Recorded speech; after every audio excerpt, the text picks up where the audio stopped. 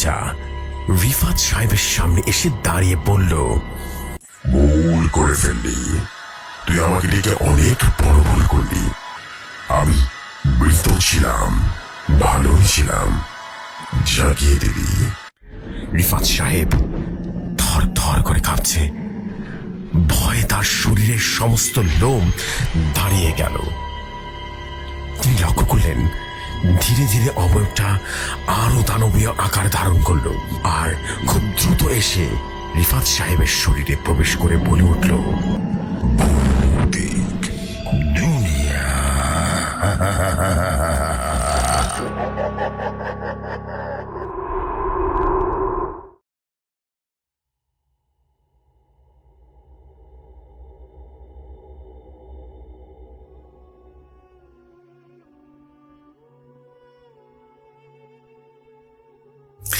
যেভাবে লেখা আছে সেভাবেই পড়ছি।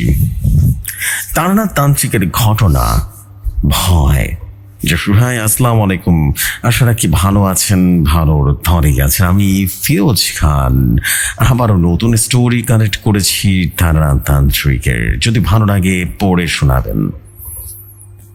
রাতের বেলা গ্রামের পথঘাট নিঝুম হয়ে যায়। কুকুরের ডাক, ঝিঝি পোকার শব্দ আর মাঝে মধ্যে দূরের কোনো গাছ থেকে পাতা কষার অদ্ভুত আওয়াজ ছাড়া আর কিছুই শোনা যায় না। কিন্তু গোপালপুর গ্রামের পশ্চিম প্রান্তে যেখানে পুরনো জমিদার বাড়িটা দাঁড়িয়ে আছে, সেখানে রাত বাড়লে এক অদ্ভুত শব্দ শোনা যায়। টুংটাং টুংটাং, যেন কেউ কাঠের খেলনায় দিয়ে খেলছে। কখনো হাসির শব্দ, কখনো ছোট্ট পায়ের দৌড়, আর কখনো যেন কেউ ফিস ফিস করে কথা বলছে। অথচ বাড়িটা বছর 10 ধরে খালি। দরজায় তালা, জানালায় ধুলো স্তর, আর দেয়ালে শেওলার দাগ। কেউ যায় না ওই বাড়িতে। গ্রামের লোকেরা বলতো ওখানে কিছু একটা আছে, কিন্তু কি আছে কেউ পরিষ্কার করে বলতে পারে না। শুধু বলে রাতে ওই বাড়ির কাছে যেও না। তারানাথ তান্ত্রিক গোপালপুরে এলেন এক সন্ধ্যায়। তার পরনে সাদা পাঞ্জাবি, হাতে একটা ঝোলা আর হাতে একটা লাঠি। লাঠিটা দেখলে মনে হয় সাধারণ বাঁশের লাঠি, কিন্তু কাছ থেকে দেখলে বোঝা যায় এইটা কোনো সাধারণ কাঠের নয়। লাঠির গায়ে কিছু অদ্ভুত নকশা খোদাই করা, যেন কোনো মন্ত্রের অক্ষর। তারানাথ বাবুকে দেখলে মনে হয় না তিনি কোনো তান্ত্রিক। মুখে একটা শান্ত হাসি, চোখে কৌতূহল, আর কথায় কেউ যেন একটা মায়া, যে মনে হয় তিনি সবার কথা শুনতে চান। কিন্তু যারা তাকে চেনে তারা জানে এই শান্ত মানুষটার মধ্যে এমন কিছু আছে যা সাধারণ মানুষের বোধের বাইরে। গোপালপুর চায়ের দোকানে বসে তারানাথ তান্ত্রিক প্রথমে শুনলেন জমিদার বাড়ির কথা। দোকানের মালিক হরেন, বয়স 50-এর কাছাকাছি। তিনি বললেন, তারানাথ বাবু, আপনি তো তন্ত্রমন্ত্র জানেন, ওই বাড়ির ব্যাপারটা একটু দেখবেন। রাতে তো শব্দ হয় টুংটাং করে, কেউ যেন খেলনায় কিছুটা নিয়ে খেলছে। তো কি খেলবে? এই বাড়ি তো খালি বহু বছর ধরে। তারানাথ তান্ত্রিক চায়ের গ্লাসের চুমুক দিয়ে বললেন, শব্দ কবে থেকে শুরু হয়েছে বলো তো? হরেন একটু ভেবে বলল, এই তো বছর 2 হবে। আগে তো কিছুই ছিল না, এখন তো রাত বাড়লে শুরু হয়ে যায় তাণ্ডব। গ্রামের ছেলেরা বলে শিশু নাকি হাসি শোনা যায়, কিন্তু কোনো শিশু তো এই বাড়িতে নেই। তারানাথ তান্ত্রিক হাসলেন, তার হাসিতে এক অদ্ভুত শান্তি। তিনি বললেন, শিশুর হাসি শোনা যায় অথচ শিশু নেই, ব্যাপারটা মজার। আচ্ছা, আমি একটু দেখবো। সেদিন রাতে তারানাথ তান্ত্রিক জমিদার বাড়ির দিকে রওনা দিলেন। তার সঙ্গে গেলেন হরেন আর গ্রামের আরেকজন যুবক, তার নাম রতন। রতনের বয়স 25-এর মতো। সাহসী ছেলে, কিন্তু তার মুখেও একটা অস্বস্তি।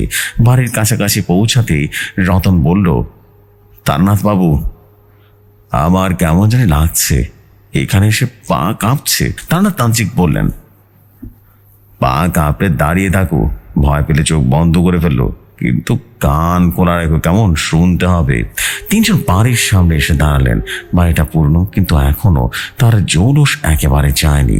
বড় বড় থাম, ভাঙা জানালা আর দরজা, একটা মরচে পড়া তালা। চাঁদের আলোয় বাড়িটা যেন ছায়ার মতো দাঁড়িয়ে আছে। তারানাথ তান্ত্রিক লাঠিতে মাটি ঠেকিয়ে বললেন, শব্দ শুনতে পাচ্ছ? হরেন আর রতন কান খাড়া করে শুনল। প্রথমে কিছুই শোনা গেল না, শুধু রাতের নিস্তব্ধতা। তারপর হঠাৎ টুংটাং যেন কাঠের খেলনার মাটিতে পড়ল। তারপর একটা হালকা হাসি, শিশুটার হাসি এমন নরম, এতটা মিষ্টি, যেন কেউ খেলতে খেলতে হাসছে। কিন্তু সেই হাসির মধ্যে কি যেন একটা ছিল যা শুনে হরেনের গায়ে কাঁটা দিয়ে উঠল। এই তো শব্দটা! হরেন ফিসফিস করে বলল, এইটা কি তারানাথ বাবু? তারানাথ তান্ত্রিক চুপ করে রইলেন, তার চোখ বন্ধ, হাতের লাঠিটা মাটিতে ঠেকিয়ে তিনি যেন কিছুটা শুনছেন। অনেকক্ষণ পর বললেন, এটা শিশুর খেলনা, কিন্তু শিশুটা তো আর নেই। রতন ভয় ভয় বলল, তার মানে?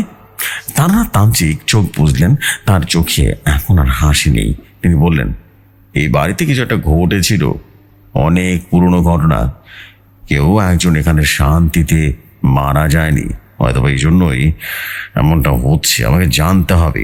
সেদিন রাতে তারানাথ তান্ত্রিক বাড়িতে ঢুকলেন না, শুধু বাইরে থেকে দেখলেন, শুনলেন। রাত গভীর হলে শব্দটা আরো পরিষ্কার হলো। ঠুংঠাং করে শব্দ হচ্ছে, আর সেই হাসি কখনো কাছে কখনো দূরে। হরেন আর রতন ভয়ে ফিরে গেল, কিন্তু তারানাথ তান্ত্রিক দাঁড়িয়ে রইলেন। তিনি যেন বাড়ির সঙ্গে কথা বলছেন। পরদিন সকালে তারানাথ তান্ত্রিক গ্রামের পুরনো লোকজনের সঙ্গে কথা বলতে গেলেন। গ্রামের বুড়ো কালীচরণ, যার বয়স প্রায় 90, তিনি বললেন, এই বাড়িতে একটা দুঃখের ঘটনা ঘটেছিল অনেক বছর আগে। একটা ছোট্ট মেয়ে ছিল, তার নাম ছিল রাধা। মাত্র 5 বছর বয়স ছিল। তার মা ছিল না, কাকার কাছে মানুষ হচ্ছিল, কিন্তু একদিন মেয়েটা হঠাৎ করে উধাও হয়ে গেল। কেউ জানে না কি ছিল। কেউ কেউ বলে তাকে মেরে ফেলা হয়েছিল। তারানাথ তান্ত্রিক চুপ করে রইলেন, তারপর বললেন, কেন মারবে? কি দোষ ছিল মেয়েটার? কালীচরণ মাথা নাড়লেন আর বললেন, জানি না গো বাবু, কিন্তু গ্রামে কোনাঘোষা ছিল, তার কাকা জমিদার ঋণ শোধ করতে পারেনি। জমিদারের লোকেরা এসেছিল, তারপরে তো মেয়েটা গায়েব। তারানাথ তান্ত্রিক আর কিছুই বললেন না। তিনি বাড়ির দিকে ফিরে গেলেন। সন্ধ্যা নামার আগে তিনি তার ঝোলা থেকে কিছু জিনিস বের করলেন, একটা ছোট্ট মূর্তি, কিছু সিঁদুর আর কিছু পুরনো বই। বইটার পাতা খুলতে গায়ে অদ্ভুত গন্ধ। তিনি বাড়ির সামনে বসে মন্ত্রযোগ করতে লাগলেন। তার কণ্ঠ গম্ভীর, কিন্তু মাঝে মাঝে নরম হচ্ছে, যেন কাউকে ডাকছেন। রাত বাড়তে লাগলো, শব্দ আবারও শুরু হলো, ঠুংঠাং হাসি। এবং অদ্ভুতভাবে তারানাথ তান্ত্রিক রীতিমতো চোখ বন্ধ করলেন আর বললেন, রাধা, তুমি কোথায় আছো? আমি তোমার কথা শুনতে এখানে এসেছি। হঠাৎ করে একটা ঠান্ডা হাওয়া যেন বয়ে গেল। বাড়ির জানালা থেকে একটা ছায়া নড়ে উঠলো। তারানাথ তান্ত্রিক লাঠি হাতে উঠে দাঁড়ালেন। তিনি জানেন এই শিশুর আত্মা এখনো খেলছে, কিন্তু কেন? কি ঘটেছিল সেই রাতে? রাত গভীর হলে গোপালপুর জমিদার বাড়িটা যেন জেগে ওঠে। দিনের বেলাটা দেখলে মনে হয় কেমন যেন ভয়ঙ্কর, কিন্তু রাতের বেলা আরো বেশি ভয়ঙ্কর হয়ে ওঠে। কিন্তু রাত নামলে দেয়ালগুলো ফিস কথা বলে, এবং কখনো কখনো শিশুর গল্প শোনা যায়। সকালে তারানাথ তান্ত্রিক বসে বসে চা খাচ্ছিলেন, কিন্তু তার শান্ত হাসি, চোখে একটা গভীর ভাব ছিল। হরেন ইতস্তত হয়ে বললেন, তারানাথ বাবু, কাল রাতে কিছু পেলেন? তারানাথ তান্ত্রিক চায়ের গ্লাসে চুমুক দিয়ে বলেন, পেয়েছি, কিন্তু বড় বিষয়টা তো এখনো ধরতে পারেনি। রাধা নামের মেয়েটার কথা একটু জানতে হবে। হরেন বাবু আবার বলেন, রাধা? আপনি কি করে জানলেন? তারানাথ তান্ত্রিক হাসলেন আর বলেন, বাড়িটাই বলেছে। হরেনের চোখ বড় বড় হয়ে গেল, সে আর কিছুই বলল না। তারানাথ তান্ত্রিক উঠে দাঁড়ালেন, তার ঝোলা কাঁধে, লাঠি হাতে। তিনি বললেন, আজ রাতে আমি বাড়ির ভেতরে ঢুকবো, তুমি আর রতন যাবে কেমন? হরেন মাথা নাড়ল আর বলল, না বাবু, আমার সাহস হবে না, রতনকে জিজ্ঞেস করে দেখি। সেদিন দুপুরে তারানাথ বাবু গ্রামের আরেকজন বুড়োর কাছে গেলেন, নাম মহেশ। মহেশের বয়স 80-র কাছাকাছি। তারানাথ তান্ত্রিক জিজ্ঞেস করলেন, রাধার কাকার নাম কি ছিল? মহেশ একটু ভেবে বললেন, নাম ছিল কেশব। কেশব মণ্ডল। লোকটা ভালো ছিল না, জমিদারের কাছে ঋণ ছিল, জমিদার বেচে দিয়েছিলেন, তবুও ঋণ শোধ হয়নি। তারপরেই মেয়েটা উধাও হয়ে গেল। তারানাথ তান্ত্রিক বললেন, কেশব এখন কোথায়? মহেশ মাথা নাড়ালেন, মরে গেছে 5 বছর আগে, কিন্তু তার মৃত্যুটা স্বাভাবিক ছিল না। লোকে বলে সে রাতে জমিদার বাড়ির কাছে গিয়েছিল, তারপরে মারা যায়। তারানাথ তান্ত্রিক চুপ করে রইলেন। তার মনে অনেক প্রশ্ন ঘুরপাক করছে, কিন্তু তিনি জানেন উৎপ্রেক্ষিত আত্মার সঙ্গে কথা বলতে হলে শুধু প্রশ্নের উত্তর খুঁজলেই চলবে না, তাকে রাধার কাছ পর্যন্ত পৌঁছাতে হবে। সন্ধ্যা নামার আগে তারানাথ তান্ত্রিক সামনে এসে দাঁড়ালেন। রতন সঙ্গে এসেছিলেন, কিন্তু তার মুখে ভয় ছিল। তারানাথ তান্ত্রিক বললেন, রতন, ভয় পাচ্ছ? রতন হাসার চেষ্টা করে বলল, একটু, কিন্তু আপনার সঙ্গে থাকলে ভয় কম লাগে আর কি। তারানাথ তান্ত্রিক হাসলেন আর বললেন, ভয় ভালো জিনিস, ভয় না থাকলে মানুষ অসাবধানী হয়ে যায়, কিন্তু ভয়কে তো জয় করতে হয়। চলো ভেতরে যাই। বাড়িটা তালা ভাঙা ছিল। তারানাথ তান্ত্রিক দরজা ঠেলে ভেতরে ঢুকলেন। বাড়ির ভেতরটা অন্ধকার ছিল, ধুলোর গন্ধ আর কেমন যেন একটা ঠান্ডা ভাব। রতনের হাতে একটা টর্চ ছিল, আরো ফেলতে দেখা গেল বাড়ির মেঝেতে ছড়িয়ে ছিটিয়ে কিছু পুরনো জিনিস, একটা ভাঙা চেয়ার, কিছু ছেঁড়া কাপড় আর এক কোণে একটা কাঠের খেলনা। খেলনাটা দেখতে একটা ছোট্ট ঘোড়া। আর তারানাথ তান্ত্রিক খেলনাটার দিকে এগিয়ে গেলেন। তিনি হাত দিয়েছিলেন। হঠাৎ ঠুংঠাং শব্দটা হলো, কিন্তু এবার শব্দটা যেন খুব কাছ থেকে এলো। রতন ভয় পিছিয়ে গেল। তারানাথ বাবু, এইটা কি? তারানাথ তান্ত্রিক শান্ত গলায় বললেন, রাধা এইখানে আছে। তারানাথ তান্ত্রিক তার ঝোলা থেকে এক ছোট্ট তামার পাত্র বের করলেন। তার মধ্যে কিছু সিঁদুর আর ফুল। তিনি মেঝেতে বসে পড়লেন, একটা মন্ত্র পড়তে শুরু করলেন। তার কণ্ঠস্বর গম্ভীর কিন্তু নরম, যেন কাউকে ডাকছেন। রাধা, তুমি কোথায়? আমি তোমার কথা শুনতে এসেছি। হঠাৎ করে বাড়ির ভেতরটা আরো রীতিমতো ঠান্ডা হয়ে গেল। রতনের টর্চের আলো কাঁপতে শুরু করলো। তারপর একটা ছায়া দেয়ালের উপর দিয়ে যেন নড়ে গেল, ছোট একটা ছায়া, শিশুর মতো। তারানাথ তান্ত্রিক চোখ বন্ধ করে মন্ত্র পড়লেন। হঠাৎ একটা কান্নার শব্দ, শিশুর কান্না, কেমন যেন করুণ ছিল, এমন অসহায় যে রতনের রীতিমতো চোখে পানি চড়ে এলো। তারানাথ বাবু, এইটা কি? তারানাথ তান্ত্রিক চোখ খুললেন আর বললেন, রাধা কাঁদছে, গভীর দুঃখ আছে তার মনে, তার কষ্ট শেষ হয়নি। তারানাথ তান্ত্রিক উঠে দাঁড়ালেন। তিনি খেলনা ঘোড়াটা হাতে নিলেন আর বললেন, রাধা, তুমি খেলনা নিয়ে খেলতে ভালোবাসো, তাই না? হঠাৎ শব্দটা থেমে গেল। বাড়ির ভেতরে নিস্তব্ধতা, কিন্তু সেই নিস্তব্ধতার মধ্যে যেন কিছুটা আছে। তারানাথ তান্ত্রিক বললেন, রতন, তুমি বাইরে যাও, আমাকে একা থাকতে হবে। রতন আর দেরি করলো না, বাইরে বেরিয়ে গেল। তারানাথ তান্ত্রিক বাড়ির মাঝখানে দাঁড়িয়ে রইলেন। তিনি জানেন রাধার আত্মা এখানে আছে, কিন্তু কেন, কি ঘটেছিল সেই রাতে? তারানাথ তান্ত্রিক তার বইটা খুললেন। পাতায় পাতায় অদ্ভুত অক্ষর তিনি মন্ত্র পড়তে শুরু করলেন। এবার মঞ্চটা আরো বেশি গভীর হয়ে গেল। বাড়ির দেয়াল যেন কাঁপতে শুরু করলো। হঠাৎ একটা চিৎকার, কিন্তু সেটা শিশুর নয়, এটা অন্য কারো পুরুষ কণ্ঠ। তারানাথ তান্ত্রিক থামলেন না। তিনি জানেন এই চিৎকার রাধার, কাকার, কেশবের। রাত গভীর হয়ে গেল। তারানাথ তান্ত্রিক বাড়ির ভেতর থেকে বেরিয়ে এলেন। তার মুখে ক্লান্তি, কিন্তু চোখে একটা জল জলে ভাব। তিনি রতনকে বললেন, রাধার কষ্টের কারণ আমি জেনে গেছি, কিন্তু তাকে শান্তি দেওয়া তো সহজ হবে না। গোপালপুরের জমিদার বাড়ির চারপাশে রাতের অন্ধকার ঘনীভূত হতে লাগলো। চাঁদের আলো বাড়ির ভাঙা দরজা জানালা খুলে অদ্ভুত ছায়া ফেলেছে। ঠুংঠাং শব্দ এখনো শোনা যায়, তবে আজ রাতের শব্দের মধ্যে একটা অস্থিরতা বিরাজ করছিল, যেন রাধার আত্মা জানে আজ কিছু একটা ঘটতে চলেছে।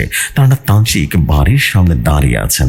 তার হাতে সেই পুরনো লাঠি, কাঁধে ছোলা আর চোখে একটা গভীর দৃঢ়তা। তিনি জানেন আজ রাতে রাধার কষ্টের শেষে দেখতে হবে, কিন্তু এই শেষটা সহজ হবে না।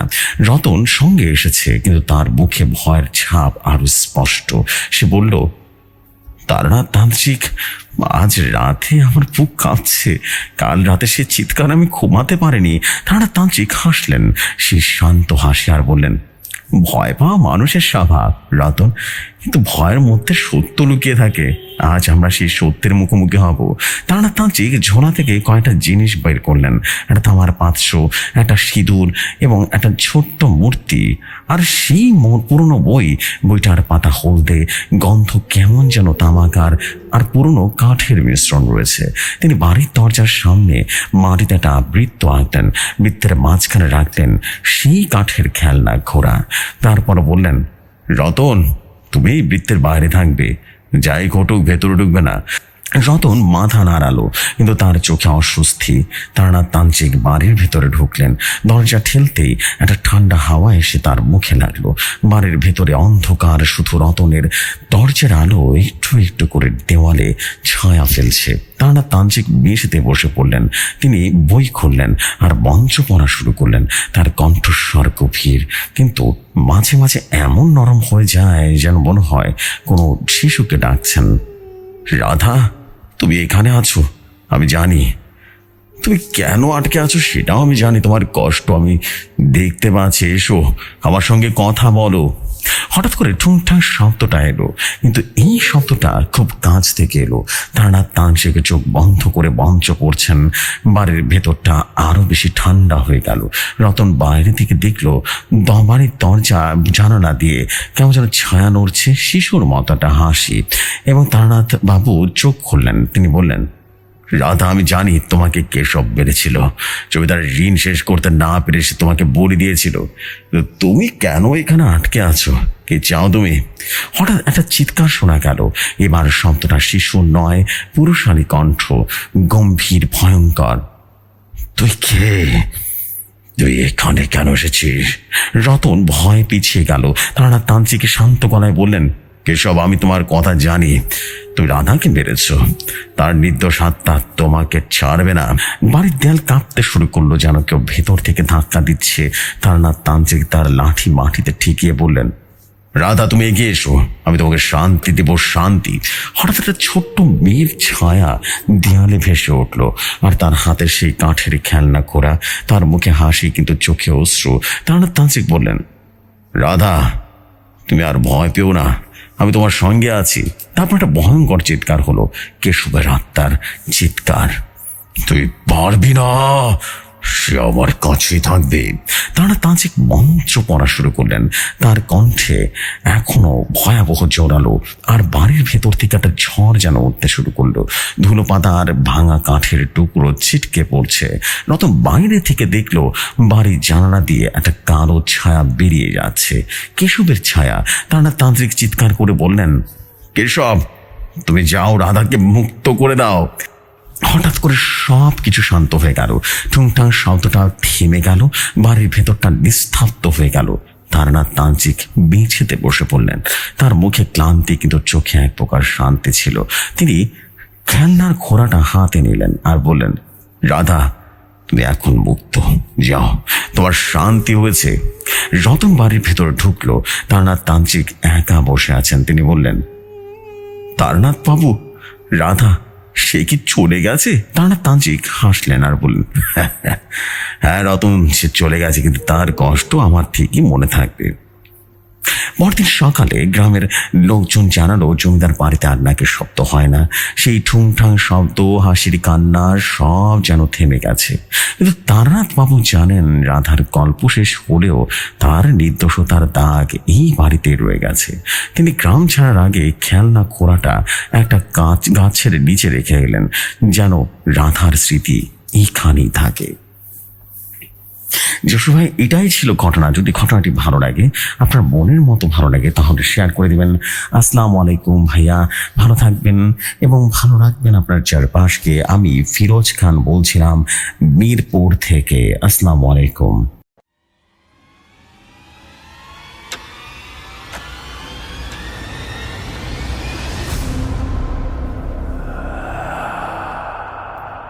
Walaikum assalam, Firaj bhai.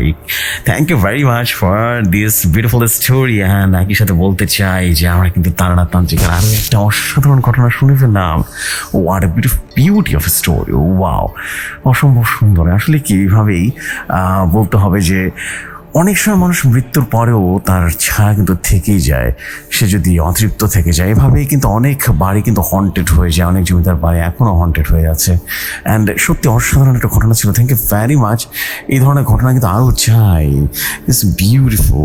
By the way, Ismail জিনের ঘটনা কোথায় ফিরোজ ভাই? আমি কিন্তু ফিরোজ ভাইয়ের কাছ থেকে আবদার করছি ইসমাইল জিনের নতুন ঘটনা পাঠিয়ে দিতে, এবং একই সাথে বলতে চাই I hope there will be so much amazing thing. So এখানে আর দেরি করে লাভ নেই, আমি সরাসরি চলে যাচ্ছি আমাদের নেক্সট স্টোরিতে। আশা করি নেক্সট স্টোরি অনেক বেশি ভালো লাগবে। চলে যাই নেক্সট স্টোরিতে।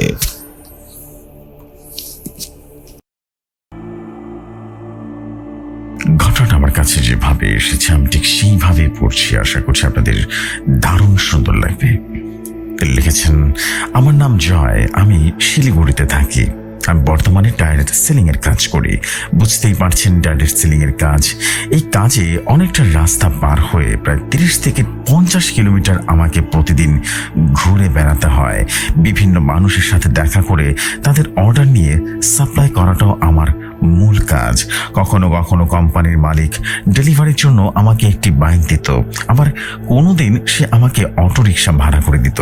এইভাবে চলতো আমার দিন। কিন্তু একদিন আমার সাথে এমন এক অনাকাঙ্ক্ষিত ভৌতিক ঘটনা ঘটে যায় যে আমি রীতিমতো স্তম্ভিত হয়ে যাই।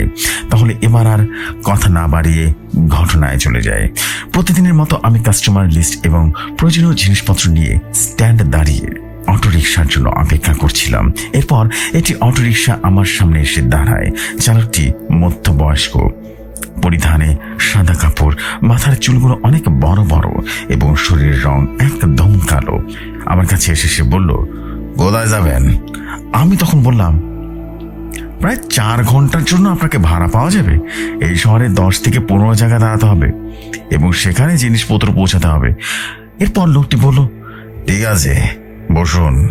আমি তখন উঠে বসলাম, কিন্তু একটু পরেই কেমন যেন অস্বস্তি বোধ করতে লাগলাম, যেন আমার ভেতর থেকে কেউ আমাকে এখানে বসতে বাধা দিচ্ছিল।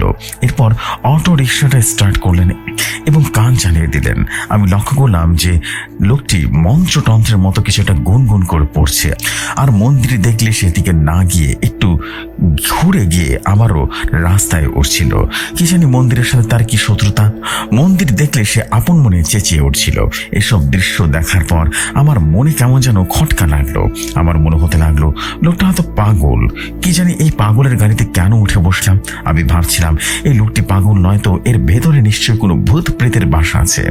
আমার আর এই বদ্ধ পাগলটির সাথে বসে থাকতে একদম মন চাইছিল না। আমি গাড়ি থেকে নামলাম। লোকটি বলল, ভাই, গাড়ি ব্রেক ফেলেছে, ব্রেক লাগছে না, চুপচাপ বসে থাকুন। এমা বলে কি? এবার আমার মাথাটা একদম খারাপ হয়ে গেল। ইতিমধ্যে আমি ভয়ে প্রচুর পরিমাণে ঘামতে শুরু করে দিয়েছি। নিজের অজান্তেই আমি চিল্লাচিল্লি শুরু করে দিয়েছি। সেই লোকটি জোরে জোরে হাসছে। তার মাথা হঠাৎ করে 180 ডিগ্রি ঘুরিয়ে আমার দিকে তাকালো। তার চোখে তাকিয়ে দেখি চোখ দুটি অস্বাভাবিক রকমের লাল এবং মাঝখানে কালো জায়গার পুরো অংশটাই সাদা। এই দৃশ্যটা দেখে আমার জ্ঞান হারিয়ে ফেলার মতো অবস্থা হলো। আমার আগে লোকটির মুখ দেখা উচিত ছিল, তাহলে এইভাবে ভয়ঙ্কর ঘটনা ঘটতো না আমার সাথে। সে বলল, যদি চিল্লাও আমি তোমাকে আমার পৃথিবীতে নিয়ে যাব। বলে কি? আমার পৃথিবী? এবার আর আমার বুঝতে দেরি হইল না যে এটা আসলে ভূতের পাল্লায় পড়েছি। তার কর্কশ কণ্ঠী আওয়াজ শোনার পর আমার মুখ দিয়ে কোনো আওয়াজ বের হচ্ছিল না। এখন আমি পুরোপুরি এই রহস্যময় ব্যক্তির নিয়ন্ত্রণাধীন। এদিকে আমার মাথায় অটোরিকশা থেকে ঝাঁপ দেওয়ার মতো শক্তি উধাও হয়ে গিয়েছিল। আমি ভয় কাঠ হয়ে গিয়েছি। মাত্র 1 ঘন্টা ধরে শহরের বিভিন্ন জায়গায় সে আমাকে ঘোরাতে থাকে। হঠাৎ করে সে তার গাড়ি থামিয়ে দেয় এবং আমার দিকে ঘুরিয়ে বলল, তোর মতো শান্ত মানুষ আমার কোনো কাজে আসবে না। আমার রিক্সা থেকে পালিয়ে যা, না হলে তোকে এখানে ছেড়ে দেব। আমি দ্রুত সেখান থেকে পালিয়ে যেতে চেয়েছিলাম, কিন্তু আমার হাত পা রীতিমতো ঠান্ডা হয়ে বরফের মতো জমে গিয়েছিল। নড়ার কোনো শক্তি পাচ্ছিলাম না। আমার নিঃশ্বাসটাও ছোট হয়ে আসছিল, আর এদিকে ঘেমে যে আমার শরীর একদম একাকার অবস্থা। আমি নড়ছি না দেখে সে তার হাতটি উপরে ওঠালো এবং চিল্লাতে চিল্লাতে আমার মুখে সজোরে একটি ঘুষি মেরে দিল। আমি ছিটকে গিয়ে রাস্তায় পড়লাম। এরপর আর কিছুই মনে নেই। আমি যখন চোখ খুললাম তখন ঘড়িতে দেখি 1:15 বাজে। আমার চারপাশের লোকগুলো আমাকে কেমন যেন ঘৃণার দৃষ্টিতে দেখছিল। তারা তো মনে মনে ভাবছিল আমি কোনো মাতাল নেশা করে রাস্তায় পড়ে আছি। আমার উঠে বসার শক্তিটুকুও ছিল না। আমি আমার এক বন্ধুকে ফোন করলাম। সে কিছুক্ষণ পর আমাকে সেখান থেকে বাড়িতে নিয়ে আসে। আমার জীবনে এরকম ঘটনার সাক্ষী আর কোনোদিন হয়নি, কিন্তু এখনো ভয় নিয়ে ঘুরে বেড়াই, যদি আমার সেই মানুষটির সাথে আমার দেখা হয়ে যায়। এই ছিল প্রথম ঘটনা। আশা করছি প্রথমে এই স্টোরিটা আপনাদের ভালো লেগেছে। এই স্টোরিটা আমাদেরকে ফিরোজ ভাই পাঠিয়েছেন। আশা করছি ফিরোজ ভাইয়ের ঘটনাগুলো ইন্টারেস্টিং হয়। কখনো কখনো মানে ঘটনা মিলেও যেতে পারে, আগে কোথাও পড়েছেন এমন হতেই পারে, এটা অস্বাভাবিক কিছু নয়। মানে যেটাকে বলে অনেক সময় অনেক ঘটনা মাঝে মাঝে মিলে যায়, এবং এটা হবেই আপনি যতই বড় হন না কেন। তিনি কানেক্ট করে ঘটনা পাঠাচ্ছেন, এটা তার সাথে হবেই স্বাভাবিকভাবে। Thank you so much for this story Firoz ভাই। আশা করছি আপনার স্টোরি সবাই শুনছে এবং আপনিও বেশ ভালো স্টোরি কালেক্ট করছেন, এবং আমি চাই সবসময় আপনি আমাদেরকে ভৌতিক কথায় যেভাবে করেন ঘটনা কালেক্ট করে দিয়েছেন, এখন প্রেতেও ঘটনা কালেক্ট করে দিচ্ছেন। মাশাআল্লাহ। আমরা কিন্তু আলহামদুলিল্লাহ আমাদের মুকসেদ ভাইয়ের ঘটনা প্রেতে খুব শীঘ্রই আনতে যাচ্ছি। হয়তো বা এই শুক্রবার থেকে আমরা মুকসেদ ভাইয়ের ঘটনা শুনবো প্রেতে, এবং দারুণ একটি ঘটনা দিয়ে শুরু করবো তার, এবং তার অনেক লম্বা একটা স্টোরি আমার কাছে এসেছে মুকসেদ ভাইয়ের। আশা করছি তার স্টোরিটা আপনাদের ভয়ঙ্কর রকম সুন্দর লাগবে, এবং আমি চাই যে মুকসেদ ভাইয়ের স্টোরি ভৌতিক কথা এবং প্রেত দুটো প্ল্যাটফর্মে শোনানো হোক। সো আমি আর দেরি না করে আমরা চলে যাচ্ছি পরবর্তী ঘটনায়। আশা করছি আপনাদের দারুণ সুন্দর লাগবে। চলে যাই ঘটনায়। ঘটনাটা আমার কাছে যেভাবে এসেছে আমি ঠিক সেইভাবেই পড়ছি। প্রতিদিনের মতো গ্রামের কামরুল ভাই ফজরের নামাজ সেরে নদী ঘাটে জলকেলি করতে যায়। সেখান থেকে এক বিকট চিৎকার উঠে আসে। হঠাৎ করেই নদীর জলে কিছু একটা শব্দ হয়। নদী ঘেঁষা একটি গ্রামের মানুষ সবে মাত্র ঘুম থেকে উঠেছে। কামরুল ভাইদের চেঁচামেচি শুনেই সবাই যেন সেদিকে দৌড় দিল। সেখানে গিয়ে দেখা গেল এক বিভৎস দৃশ্য। একটি বস্তা নদীর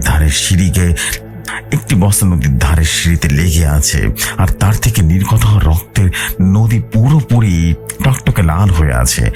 সকাল সকাল এই ধরনের দৃশ্য দেখার জন্য মোটেও প্রস্তুত ছিল না গ্রামবাসী। গুঞ্জন উঠে বস্তার ভেতরে কি আছে সেটা দেখার জন্য। কেউ বলল বস্তায় হয়তো ভাগাড়ের মতো কোনো মৃত প্রাণী আছে, আবার কোনো মুরব্বী বলল হয়তো মাজার করার কোনো বস্তায় ভরে তাতে আলতো করে মিশিয়ে দিয়েছে।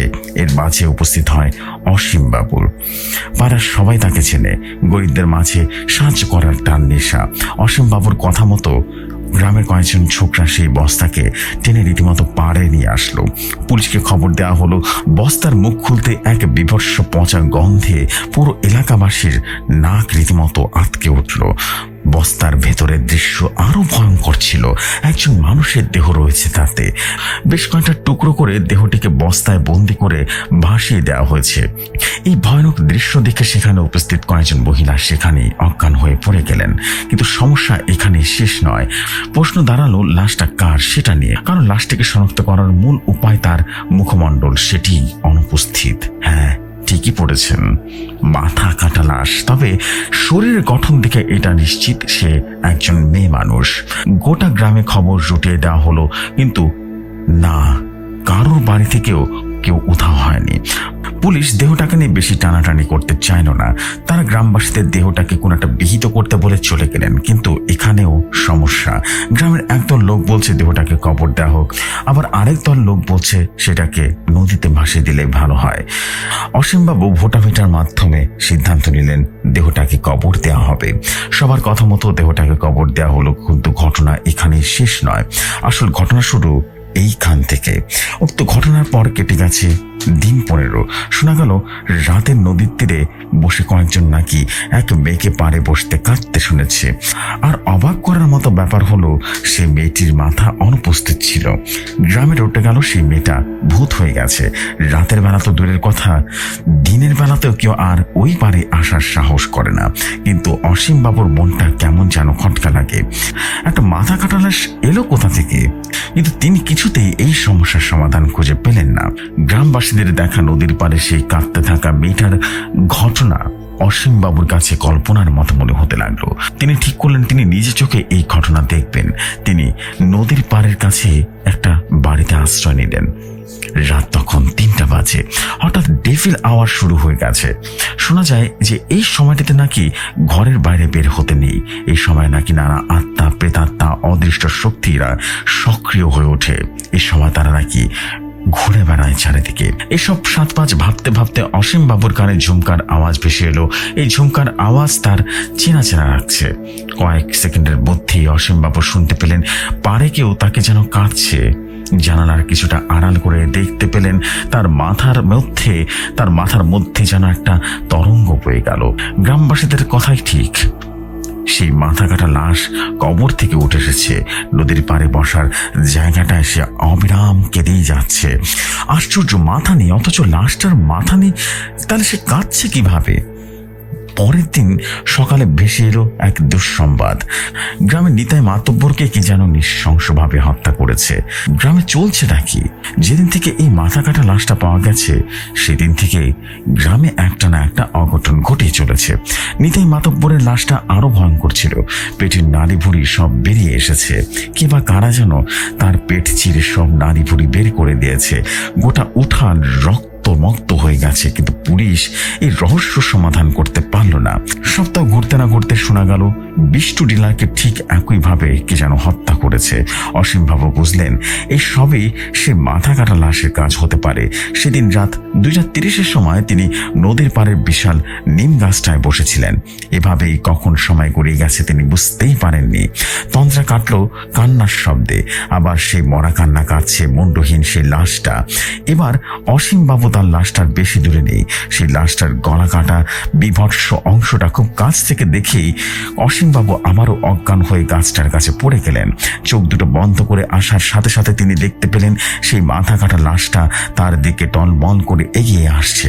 এরপর যখন জ্ঞান ফিরল তখন সে দেখল মাথা কাটা লাশটা তার পাশেই বসে আছে। ক্ষণিকের জন্য অসীমবাবুর মনে হয়েছিল সে হয়তো আর আস্ত নেই। সে দেখল তার নাড়ি ভুড়ি সব ঠিক আছে। মাথা কাটা লাশটার গলার দিকে চোখ যেতেই সে আবারও অজ্ঞান হয়ে চলে যেতে লাগলো। কিন্তু এবার সে নিজেকে সামাল দিল। সে কিছু বলতে যাবে এমন সময় মাথা কাটা লাশটা তার পাশ থেকে উঠে গিয়ে নদীর পাড় থেকে তার কাটা মন দুটা হাতে নিয়ে অসীমবাবুর পাশে এসে দাঁড়ালো। অসীমবাবু প্রচন্ড ভয় পেয়ে গেলেন এবং তিনি এরপর নিজেকে সামলিয়ে নিলেন। হাজার হলো এই মাথা কাটা লাশের ভূতটা তার কোনো ক্ষতি করবে না। অসীমবাবু কাঁপা কাঁপা গলায় বললেন, কে তুমি? লাশটার হাতটা রেখে মুন্ডুটা বলতে লাগলো, দাদা আমি মনি, তুমি ভালো মানুষ বলি তোমার কোনো ক্ষতি করিনি আমি। জানো দাদা, গত পূর্ণিমায় আমি গোসল করার নাচ দেখতে গেছিলাম। ফেরার পথে নিতাই মাতব্বর আর বিষ্টু ডিলার আমার পথ আটকে ধরে। আমার দল বল ততক্ষণে আমাকে ছেড়ে অনেক দূর বেরিয়ে গেছে। আমি ওদের মতলব বুঝতে পেরে ওদের শাসিয়ে দেই। আমার সাথে কোনো খারাপ কিছু করতে চাবেন না, আপনাদের কাছ থেকে অনেক জোর করছি। জানো দাদা, আমি ওদের হাতে পায়ে অনুরোধ করতে থাকি, কিন্তু পিশাচ দুটি আমার কথা মানেনি। আমাকে ধরে তারা ব্রিজের নিচে চলে যায়। তারপর আমার সাথে যা হওয়ার সেটাই হলো। তাদের কাজ শেষ হলে আমার অবস্থা তখন খুবই খারাপ হয়ে যায়।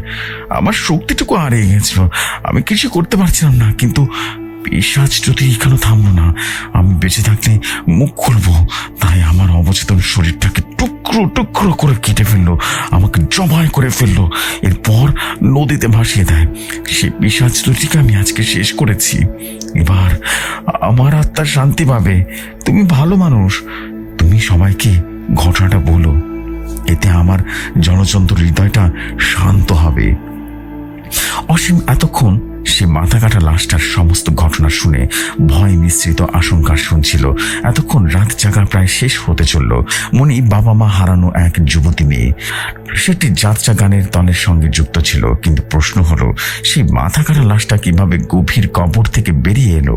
আর যেদিন লাশটা নদীর ধারে ভেসে উঠেছিল সেদিনই প্রচুর গন্ধ ছড়াচ্ছিল, অথচ প্রতিশোধ নেওয়া পর্যন্ত আশ্চর্যজনকভাবে ঠিক ছিল। পরের দিন অসীমবাবু সেই মাথা কাটা লাশটার সৎকারের ব্যবস্থা করেন। আর এরপর সেই গ্রামের মানুষের নজরে আর কখনো সেই মাথা কাটা লাশটা আর আসেনি। অসীমবাবু মনির সাথে ঘটে যাওয়া সেই ভয়ঙ্কর ঘটনাটি গ্রামবাসীর সবার সাথে ভাগাভাগি করেননি।